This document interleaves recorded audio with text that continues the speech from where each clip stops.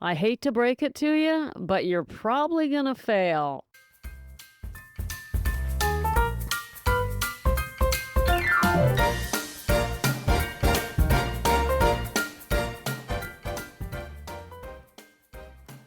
Welcome to Sober Living Snippets, where we live alcohol-free so we can heal our relationships, feel youthful again, and ditch regret and shame. Becca Jacobson here, coming at you with the second last snippet of 2024. Today is December 30th, Monday, and I am going to explain to you why you are likely to fail if you have New Year's resolutions planned for 2025. And the reason I'm going to tell you you're likely to fail is so that you can take the necessary action and not fail. Okay? In other words, here's what you need to do to make sure that you succeed if you have New Year's resolutions planned for 2025, meaning the day after tomorrow. Here are 5 reasons you will fail. Tomorrow, I am bringing you 5 ways to succeed. How are these different? They are very different. You'll have to come back tomorrow and find out exactly how. Here's why we fail. The first thing we do wrong is we are fuzzy on what we want. Number 1, we're going to fail because we don't actually know what we want. We need to be very specific. We're not specific. We're fuzzy. We think we know what we want. We don't know what we want. Let me give you an example. I would like to quit drinking is fuzzy. There are so many question marks around that statement that I don't even know where to begin.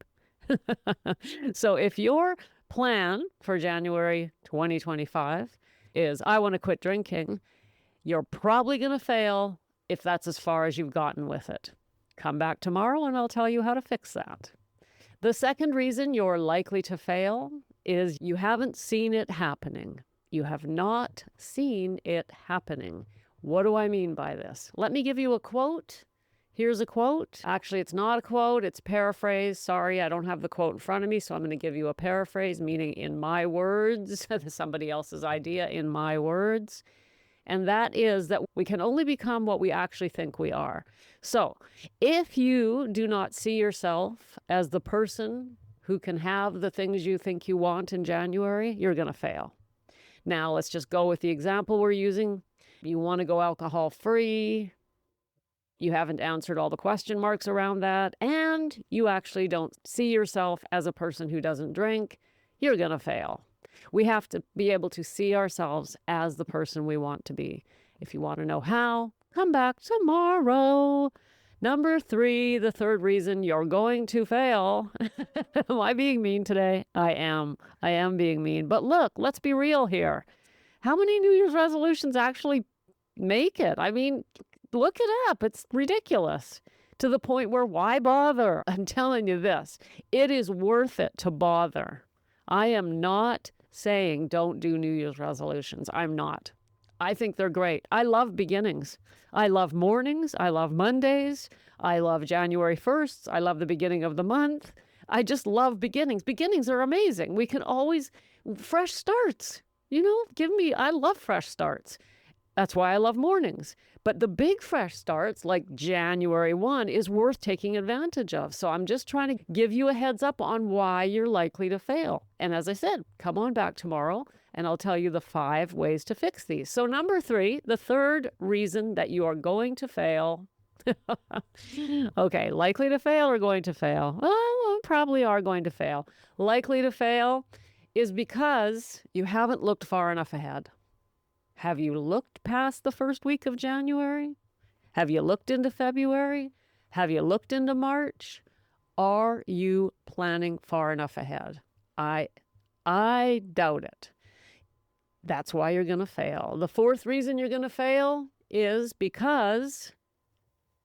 Oh, and by the way, before I get to number 4, I could give you a list of 50 reasons you'll fail. I mean, honestly, there are so many ways to fail when we set things like New Year's resolutions. And a lot of them are science-backed. We're not psychologically built for this type of thing. It's just, it's not you. Don't take this personal. Over 80% of people fail at their New Year's resolutions. And there's so many reasons for that. But we can succeed if we're prepared. So the fourth reason that you're likely to fail is you've set your goal too high. It's too high, too broad, too wide, too high, whatever you want to call it. We don't work that way. Actually, human beings do better at small, persistent steps. Come back tomorrow. We'll talk more about how to fix number 4. And the fifth reason that I chose, as I say, there are many, many more, but the fifth big reason why you're likely to fail is that the goal is too small. Now, I know a few minutes ago I said it's too big. Well, it's also probably too small. Either too small or too big isn't going to work. One of them will make us bored and the other will just frustrate us. So again, come back tomorrow and I'll tell you how to fix all 5 of these and some more. So tomorrow is the 31st of December. I'm very, very excited to talk to you tomorrow about how to set yourself up for success for 2025. I'm going to cover these 5 reasons why we fail, plus 5 more. So tomorrow, 10 ways to succeed in 2025. Before we go, an important announcement for you today. As I set up the snippets for 2025, I have resolutions for the snippets. I have plans for this show. I love the snippets. I want to tell you that the snippets are a major part of my life. This is where I get my juice. I love doing the snippets, and I love reaching more and more people, and I have big, beautiful, bold dreams for the snippets in 2025. And one of them is to streamline and make them more exciting. How am I going to do that? I am going to come to you in 2025 3 days a week: Monday, Wednesday, and Fridays. So we are going from every weekday to Monday, Wednesday, Friday. And we are starting on Wednesday, the 1st of January.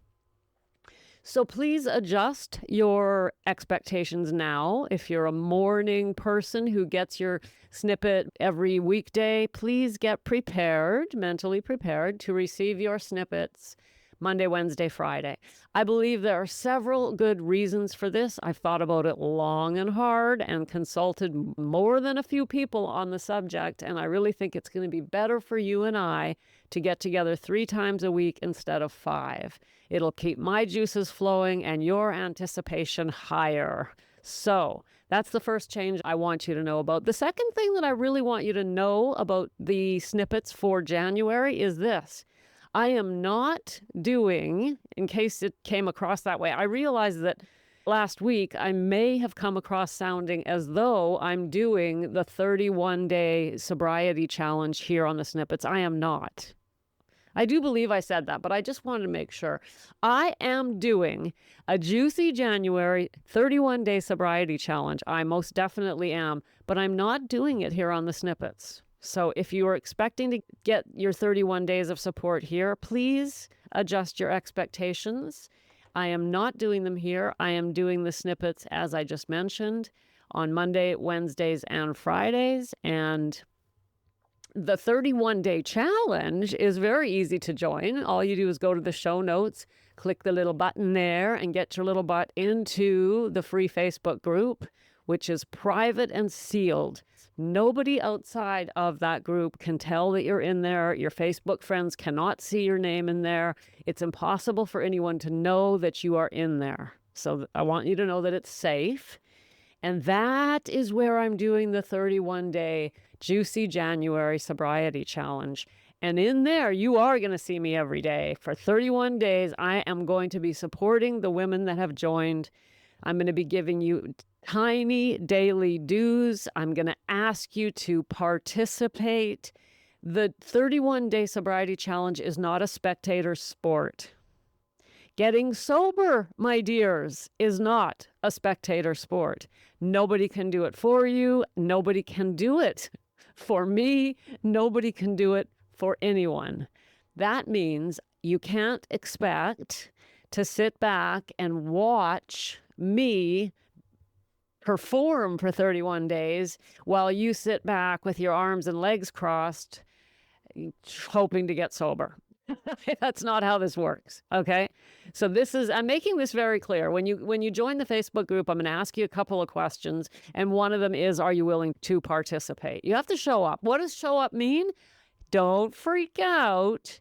It means I want 5 minutes of your time for 31 days in a row. 5 minutes. That's it. What does that look like? It means you're going to click on the button, come into the group, see what's expected of you that day and say, I'm in, or say me, or put a thumbs up, or in some way acknowledge to me that you have shown up today. Sometimes it'll be me asking you to write out an affirmation. Sometimes it'll be me asking you to take a picture of your journal, things like that. I told you last week, if you're doing the Juicy January challenge, that you need to have a Juicy January journal ready to go. So this is the participation part of the challenge, and it's really important. In fact, there is no challenge if you're not doing it. I am recovered.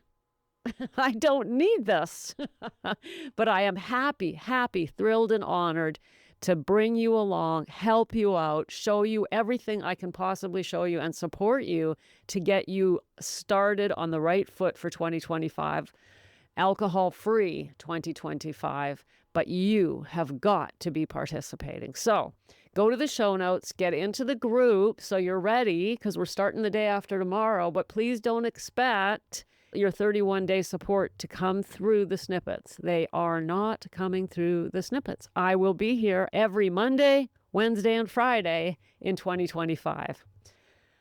Oh my goodness. See you tomorrow. That was a mouthful. And I am going to come at you tomorrow with 10 ways to succeed no matter what you're trying to accomplish in 2025.